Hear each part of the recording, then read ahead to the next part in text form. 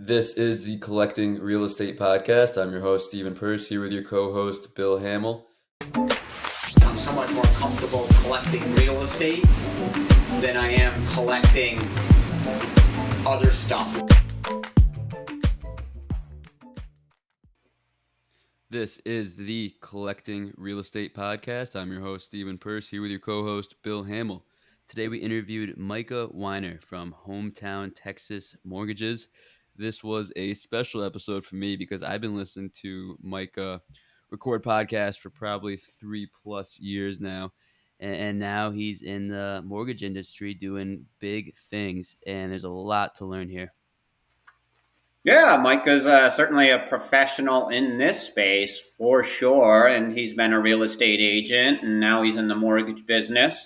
And he realizes the value in serving his clients with proper communication, building that trust rapport, and just the importance of building relationships. Absolutely. It's a relationships business. He also mentioned how he was an agent about 10 years ago, and there's a lot of things that he now understands as a mortgage broker that weren't as clear to him as an agent. So anyone out there that's an agent, good to get that perspective from the other side of the aisle. We wait till the end of the episode to get Micah's contact information, but definitely fast forward to that if you want to reach out to him. He's a great guy to reach out to, even if it's just to touch base and make a connection in the industry. Yeah, he's in the hottest area of the country, Austin, Texas. Really excited for today's episode. We have Micah Wiener here from Hometown Texas Mortgage Lending. He is a podcast professional. I've been listening to him on the mic for years, probably 3 or 4 years at this point. Micah, let's get right into it. How did you get into the real estate industry? Well, first of all, thank you for having me. I made the move to the mortgage industry a couple years ago. I had worked at a startup that had basically crapped out, and when COVID hit, and so it was time to look into something that I could do for the next 20 years. My wife and I guess we were engaged at the time, but we knew that we wanted to be in Austin, and we wanted to be in Texas in general. And I looked around and I said, I need to do something related to real estate. In what seems like another life, about 10 years ago, I was a real estate agent. I was a residential agent in Austin. I worked for a firm called Urban Space, which focuses on the downtown, the urban core of Austin. And it's a company that's been incredibly successful, mostly since I've left. But I've done other things in the meantime. But so I started looking around, and I talked to title companies, and I talked to commercial brokerages, and I talked to construction companies. I just knew that we needed that this is an industry that I believe in. And I kept coming back to mortgage, and the team over at Hometown Texas really seemed like a good fit. It was a good opportunity to learn for a year. The thing that I didn't really realize getting into mortgage, even though I had been a real estate agent for 4 or 5 years, I realized I didn't know much about the mortgage industry at all, much less than I thought that I did.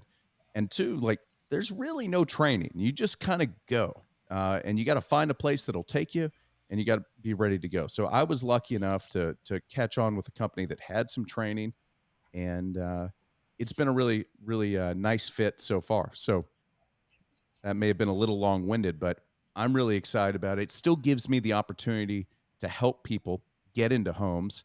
And as you guys know, there's no faster way to acquire wealth than through home ownership.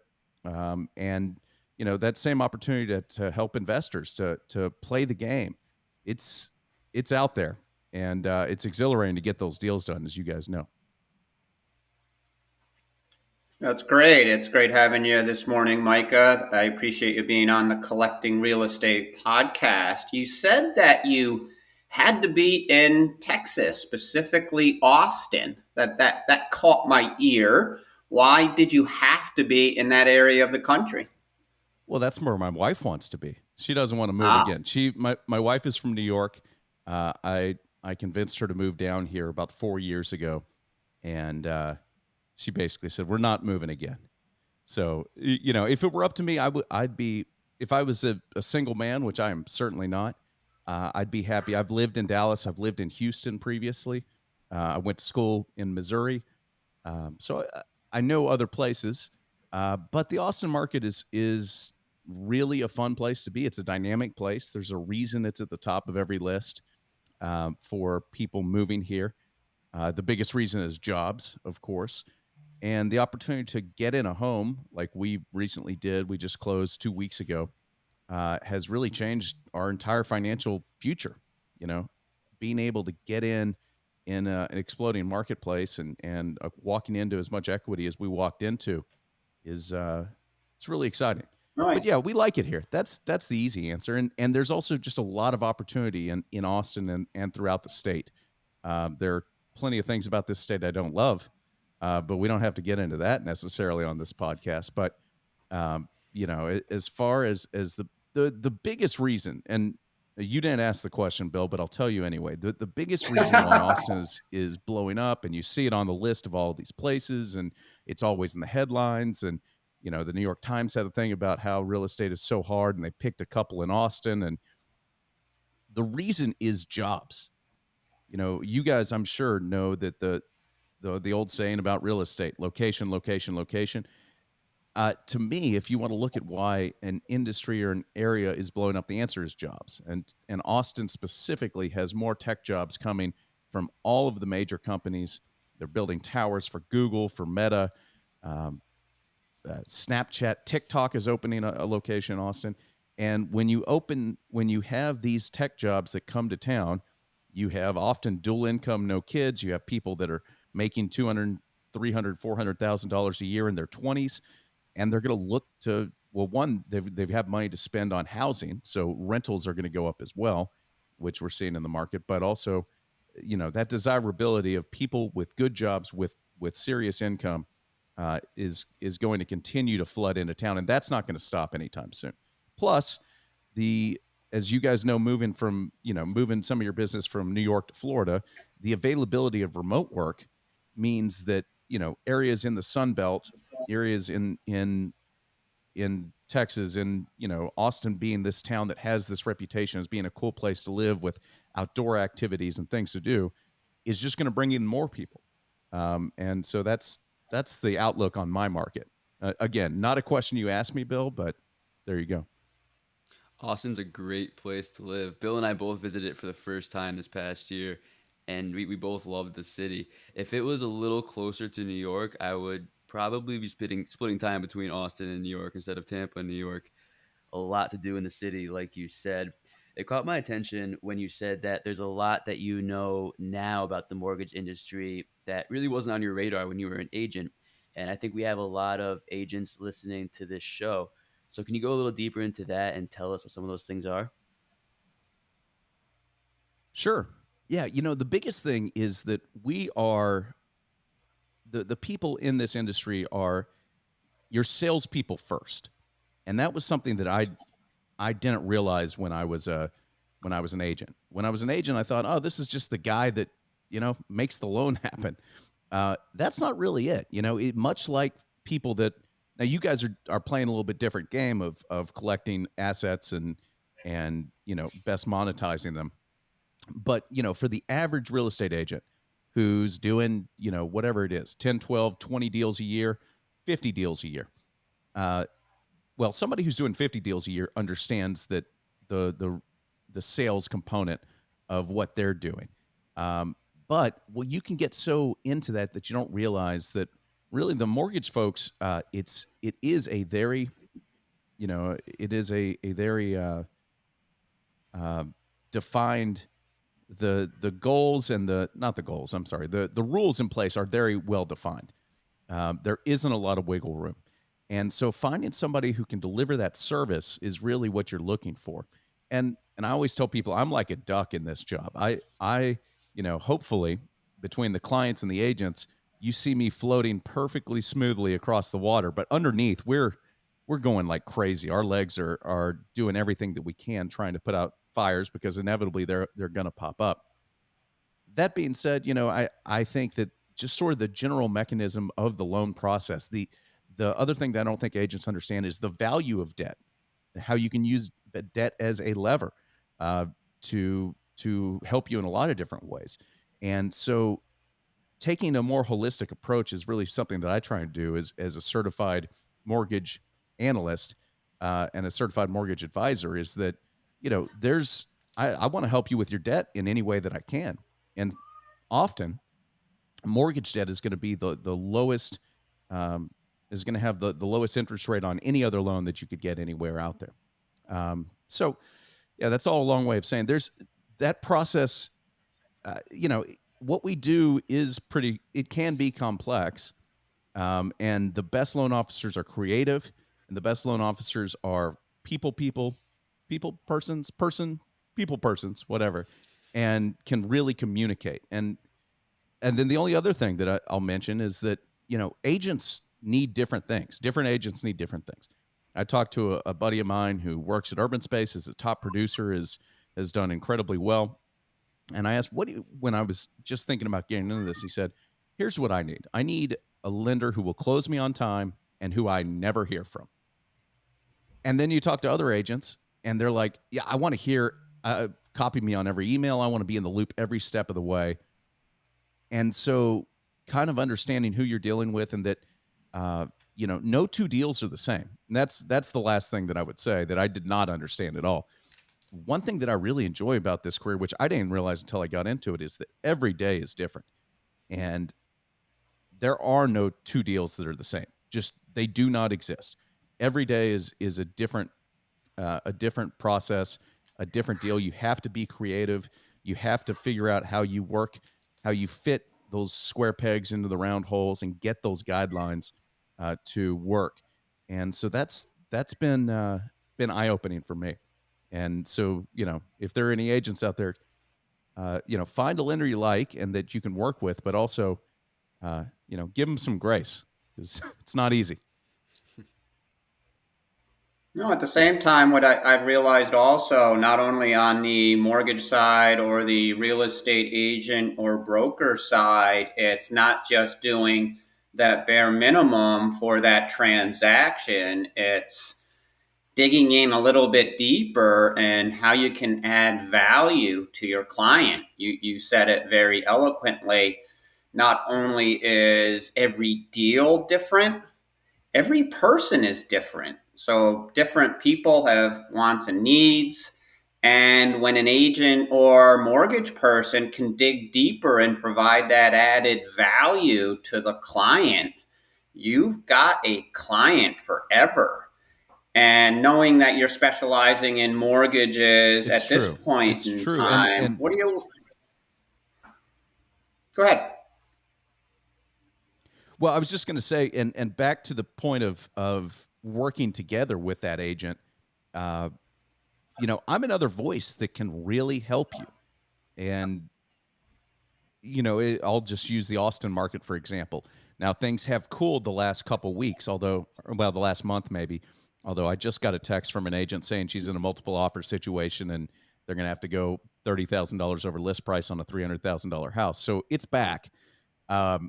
That being said, for the 18 months before that, we were in a crazy Wild West scenario where a $500,000 house was not going to sell for less than $600,000, $625,000. Like, that's just what it was. And if you're an agent and you're telling your client, hey, this house is listed at 500, you need to offer 625 on it, unless you've got a great relationship with that client, they're going to go, oh man, he's trying to get his commission up. I don't know. If you can build a relationship with a lending partner where, the first time you sit down with that client and you say, hey, the average deal here is going 20% over list price. I can show you the data, but I just want to let you know. And then you hand them off, but you should get pre-qualified with Micah.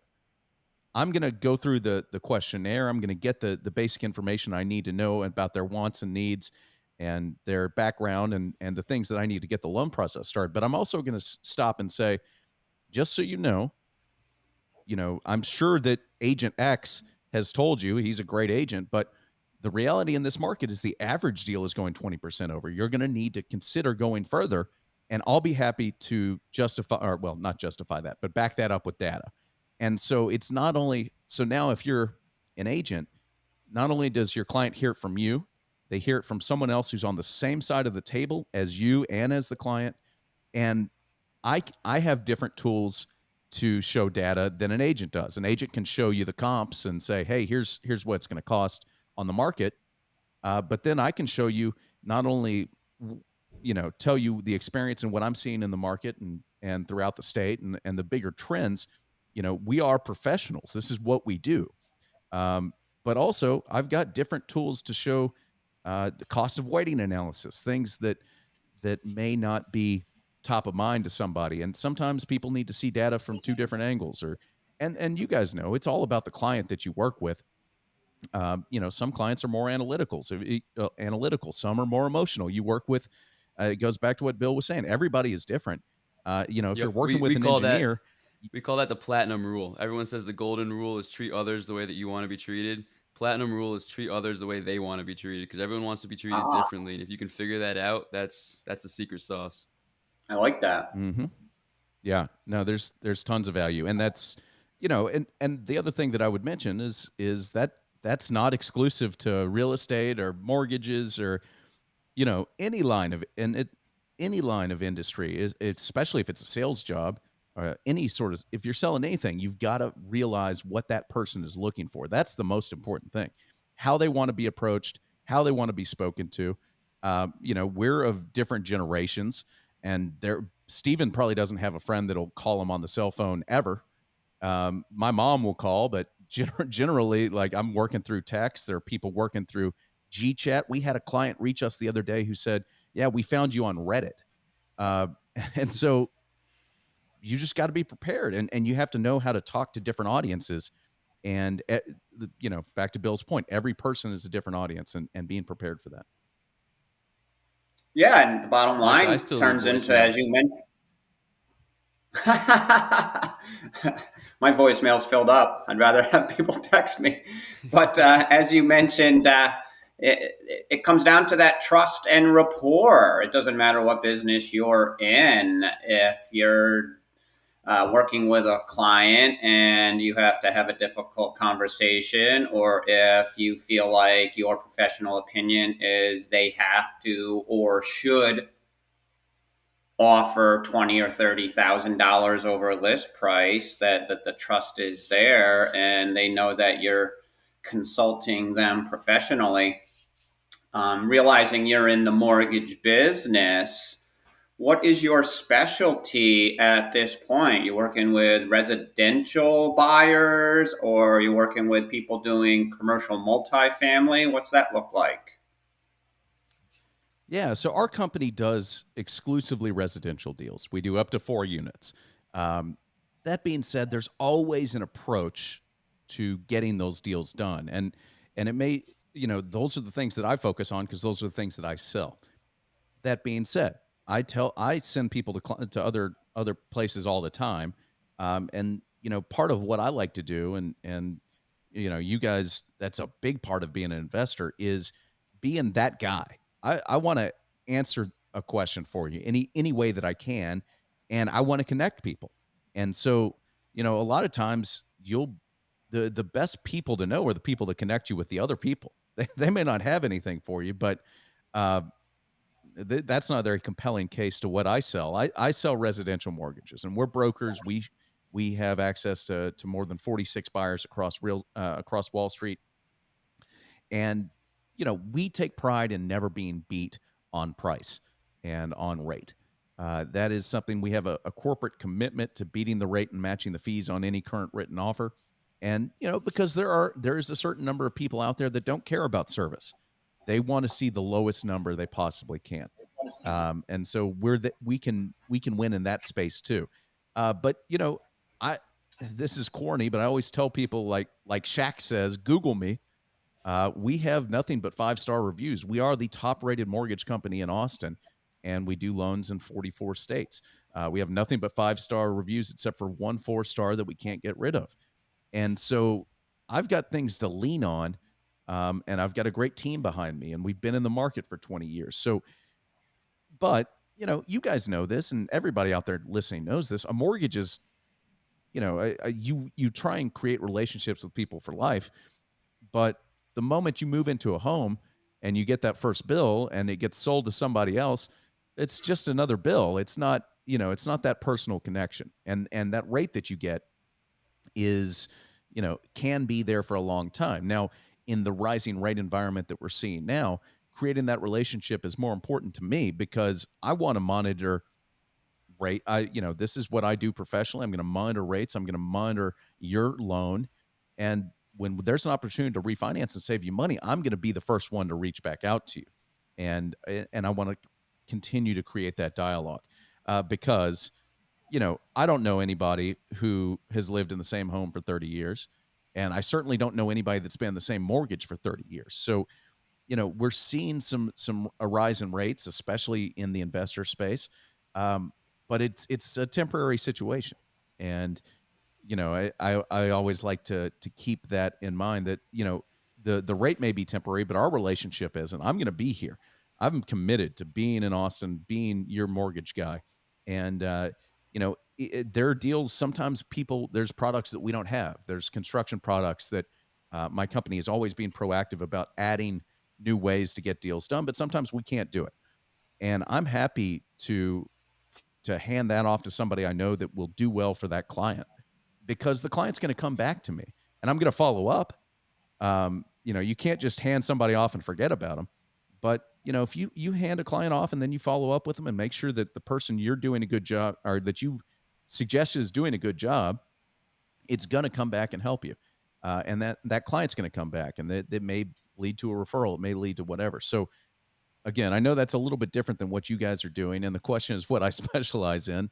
And so it's really in relationships and communication and commercial or residential deals. So It's such a relationship building, as everyone knows. I love that point of it's not always what that person can do necessarily, but they might be able to connect you with the right person. I took down a 24 unit last week and I didn't know how I was going to finance it. This is very on topic with financing. So I was calling everyone on the Rolodex and I ended up calling the head of commercial lending for a local bank. And he put me in touch with a private lender. And I wouldn't have been able to get the deal done without that private lender. But again, that's me reaching out to a mortgage guy and him putting me in contact with the person that helped me get the deal done. And that's why people should be reaching out to Micah no matter what the deal is, just to see what he can do to help you. You said you work in 44 different states, so you're open to helping people all across the country? absolutely. And, even if you're in one of those states, if you're in Alaska, Hawaii, or New York, and I think Georgia for some reason, and we can't do a loan for you. Like I mentioned, I'm a certified mortgage advisor, and Stephen and I took a half-hour call a few months ago and just kind of talked about sort of what we're seeing in the market. And I'm happy to talk to people about that. And especially, it is a complex situation. Any transaction, especially when you're in a multifamily deal, but even in a single family transaction, go tell a first-time home buyer buying $150,000, double wide in in the Rio Grande Valley that it's easy. This is a simple deal. This is hard. And it's important. And one thing that I learned recently when we closed on our house is I send out closing disclosures and documents to people every day. I don't think anything of it. I go, hey, just sign it and send it back to me. And then you get one that has your name written at the top of it, and it hits you in the gut in a way that I had never felt before. And I can only imagine what that's like when I've got 24 units that say my name at the top of them. And it's where the excitement is. And I think if you're, in the collecting business, if you're an investor, the win of that deal, now all of a sudden that's the most exhilarating thing. If you've never done it before, this is a big burden. And so, back to your point of connecting people, it's those are the most valuable people you can find. And they don't have to be in real estate. They don't have to be in mortgage. They don't have to be agents. They could be title people. They could be, people on the local PTA. There's always, if you're trying to find, if you've got a client that's looking for something, reaching out, rolling through the Rolodex is the most valuable, and finding those valuable people, because you're going to go back to that mortgage, that banker who made that connection the next time you need something. And next time he might have the perfect solution for you. He's going to be your first call instead of your 20th too. which is going to make your life easier. As you guys, a big part of what you're doing is going for scale, and you got to work smarter, not harder. And so identifying the right people and putting your trust in them is invaluable. Yeah, and what you guys just discussed, not only with communication and building rapport and being resourceful, communicating with different people. Ultimately, what's it come down to, Stephen? As we always mention, it's relationship building, and that's a never ending thing, and that's what allows us to grow in this business. I really found that out on a supersized level over the past couple of years. Going back to your mortgage business and the example that you mentioned 10 minutes ago, you mentioned that you felt like there was like a 1 week lull in that Austin market where you're like, interest rates went way up. The market is reacting a little differently now. We feel like it was going on a little bit of a downturn. And then a deal comes around where someone's paying $40,000 over list price. And at this point, you're a mortgage advisor. So in this kind of interesting time, what are you telling somebody that is just looking to purchase a 1 or 2 family home in that Austin area as far as the state of the market right now? Sure. Yeah. So the thing that we hypothesized as rates really shot up in March and April and through May is that when rates dramatically go up, people pause, and they just pause. They don't continue their search. They say, "Oh, let's see what's going to happen. Let's see how long this is going to go," and people freeze. It's that fight or flight, fight, flight, or fright. Yeah, whatever. Fight, flight, or freeze. And a lot of people freeze, and that's sort of what we saw.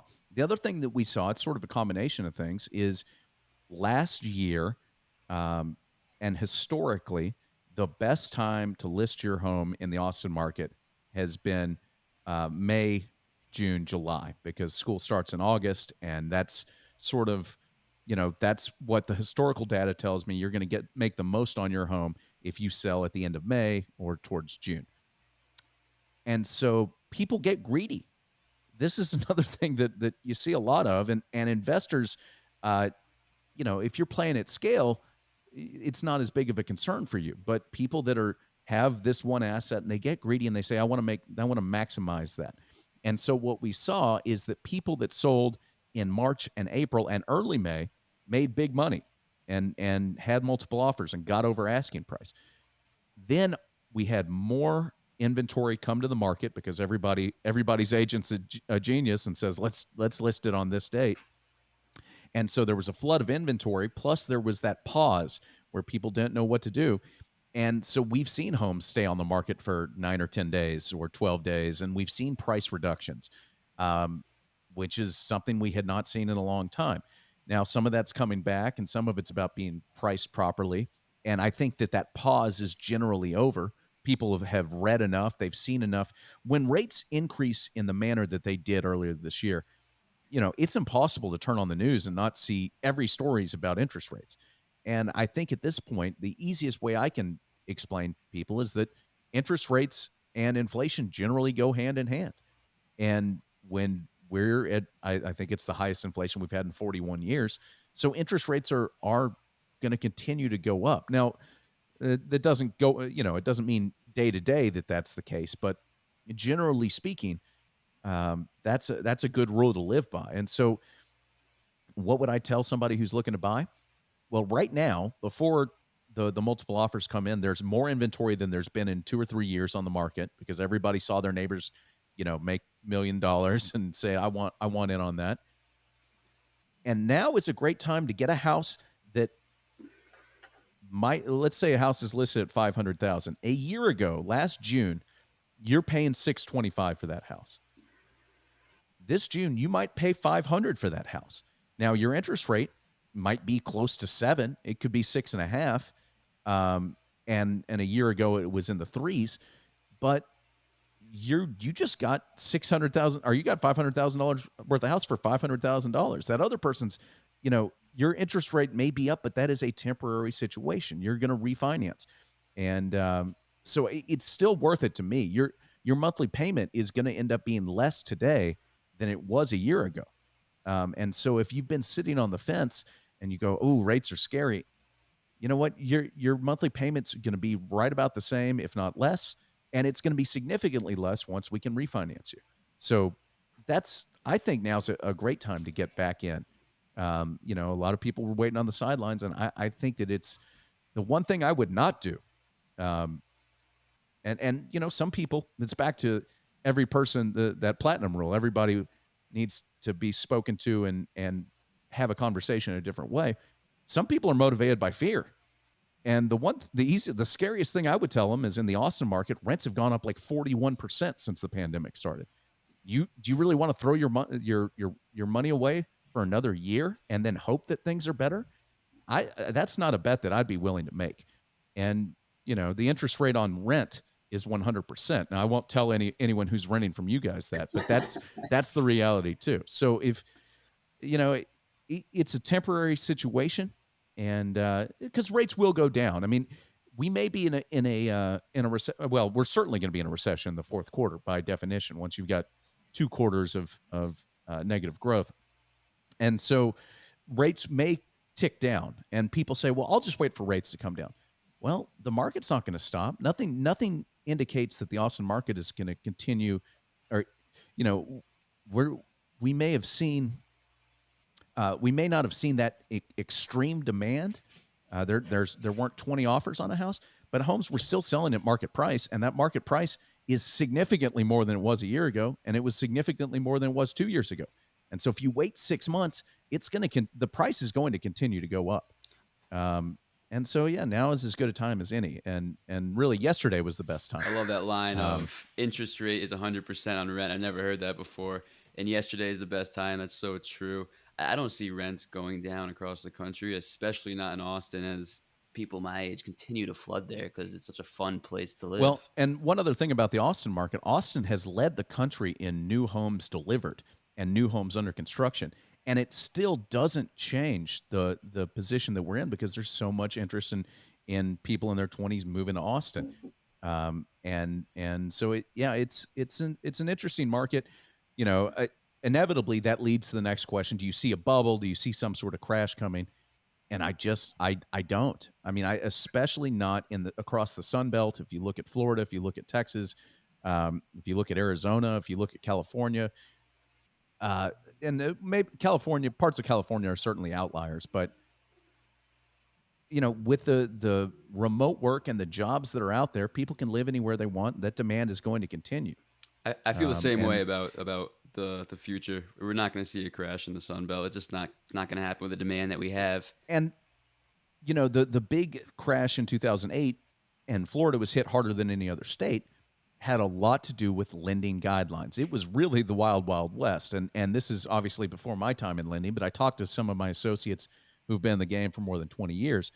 And they tell me just, it really was crazy. They knew it was crazy.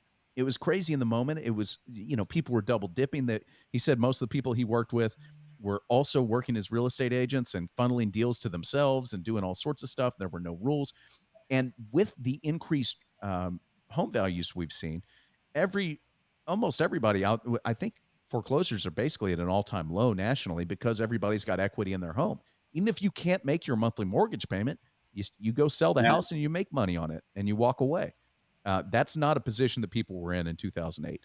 And so that's, that I think is probably more important than anything else. For us, we Funny thing I'd like that interest rate's just a line item in the commercial space. So there's always going to be deals out there. But in the residential space, you're so right that right now you're going to buy right and make your equity on the purchase. And then you can refi in 6 months if we do hit that point where the rates go down. And it's and even if you look at 24 months, go ahead, Bill. It's that balance of supply and demand, which we really haven't seen in a while. But it makes me just point this out based on what you guys were discussing on reducing prices because of the market. Stephen and I have a client right now that I had a discussion with yesterday evening, and they were concerned that I was going to bring up reducing their price of the house because it's been on the market 5 days. It's been on the market 5 days and we're worried. I'm not worried. And they're not worried either, but they had to ask me, are you going to ask us to reduce the price because it hasn't sold yet? And I've been doing this a long time, and I'm left in that traditional perspective where I don't care what market it is. We price this property correctly based on the market activity. And I'm not going to ask anybody to reduce their price until at least 3 to 4 weeks. So I just find it amazing, these types of discussions. Yeah, we recently did a deal where they dropped the price. I mean, it was like a 15% price drop on day 7. They made it through one weekend. They didn't get it. They said, we're going to drop it. And so people are and people are panicking. It's funny to hear. It's not, people are the same everywhere. And having good advice and having, it shows the value of having a professional in your corner who can stay the course and tell you, hey, hang on, we're going to get this done. But, people are motivated by different things. And if you see your professional panicking, we all know that panic is clearly based on fear, and I think that should really catch your attention that you might not be working with the right person if they're in a panic mode. It's true. And it may be somebody, and there are people with not a lot of experience that get this, and there are people with a lot of experience that don't get it. But you got to take a big picture look at the market. The market that's one thing that I've learned doing both these jobs, is that the macroeconomics are really important. Everybody focuses on the block. Oh, the house next to me sold for this much, and mine's better than this, and my kitchen is nicer. I mean, we've all heard people say that. But I've got the expensive paint color, and that sold for $5.25. Mine's got to go for $600. Take a big picture view. The historically, a seller's market has been anytime a home is listed, or anytime we have 6 months of inventory or less. And throughout most of 2020 or 2021 and the first part of 2022 in Austin, we had like 4 days worth of inventory. And so now we may be at a place where we're at 21 days worth of inventory, or even a month worth of inventory. That's not enough to move the pendulum. It might be enough that you feel it a little bit. But that's, if I had a client saying, oh, are we going to have to drop the price? I think we should drop the price. Hey, we're still extremely in a seller's market. It may not be the most exciting one we've ever seen.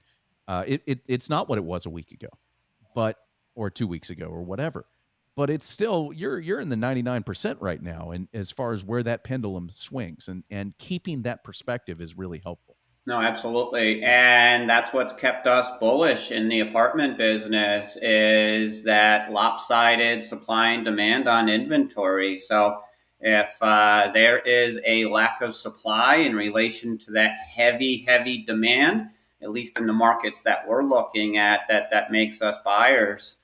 Micah, this is the Collecting Real Estate podcast. So they say you have to have 3 of something to make a collection. So we've got 3 questions for you to wrap up this episode.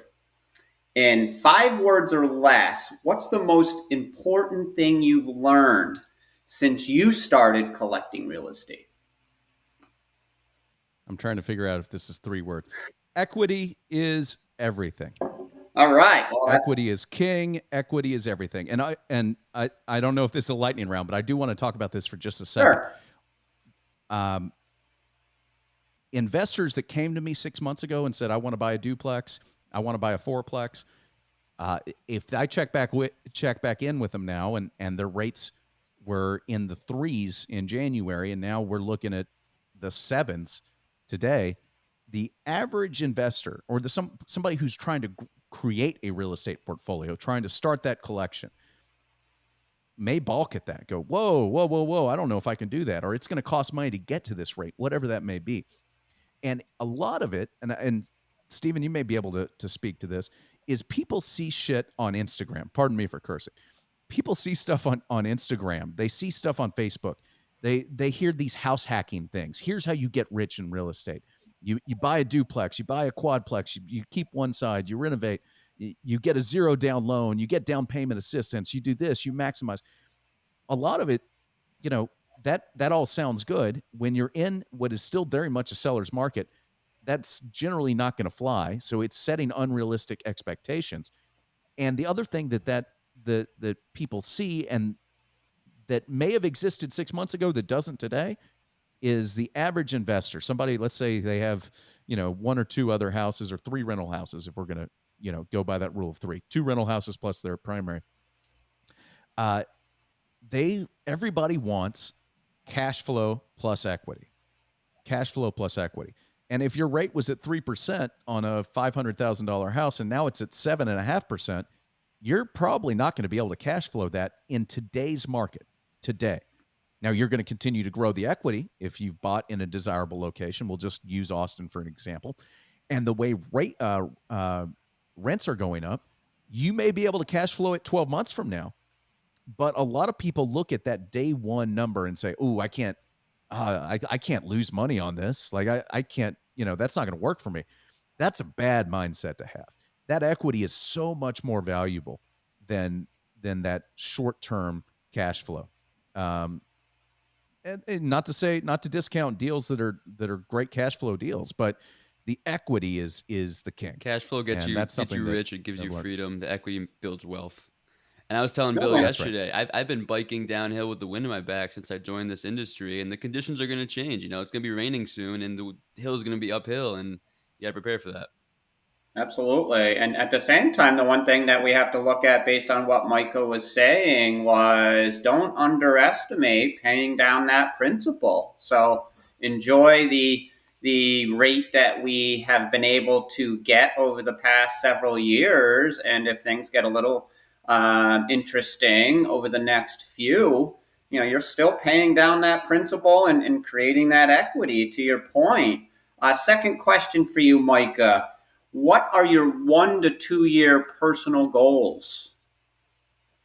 Oh, okay, Bill. That's a good one.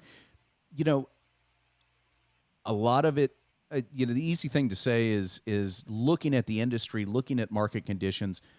It's going to be harder in the mortgage industry. And we've already seen, and I'll talk about the current conditions for a second before I get to that, but we've already seen a lot of people be forced out at companies, a lot of support staff. And this is something that's interesting that I would have never known as a real estate agent. Since rates have gone up, refinances are out the window. Nobody wants to take a refi because obviously you can't, nobody who was at a 4 and refied into the 2s or refied into the 3s is going to refi in the 6s. Now you can, if people need the cash, there's still opportunity to do cash out refis, but that's also a tough sell for the average consumer that we see is a homeowner who, hey, I want to take $100K out. I've got this equity, but my monthly payment's going to go up $600. That's tough, and so because of that, we've seen a lot of we've seen a lot of people being forced out. Compression is the word that I'm looking for in the marketplace. A lot of support staff at companies, big and small. Everybody saw the story about Better.com, the CEO who laid off 900 people via Zoom, and people lost their mind and got mad about that. What people didn't realize is then within the 2 months after that, Better fired 4,000 more people. They went from a 10,000 person staff to 5,000 people. And it's because that easy money in the refinance is gone. Now, there are still more homes being sold in Austin than ever before, even though the market, there are way more buyers than ever before. But throughout Texas, there's a lot of transactions going on. So to answer your question, I don't have a monetary goal. I want to be in a place. I heard somebody say something on a podcast that I thought was really awesome. I really want to have a 20-year career in this industry. I don't want to have 21-year careers.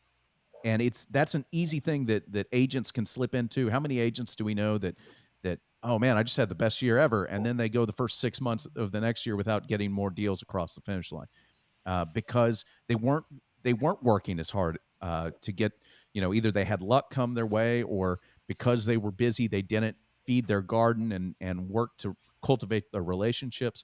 And so I just want to, my goals for the next 2 years are to continue to grow the relationships that I have, and continue to be in this for the long term and learn.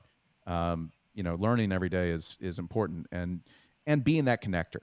From a personal standpoint, my wife and I just moved into a house. I want to be able to get some equity in that house.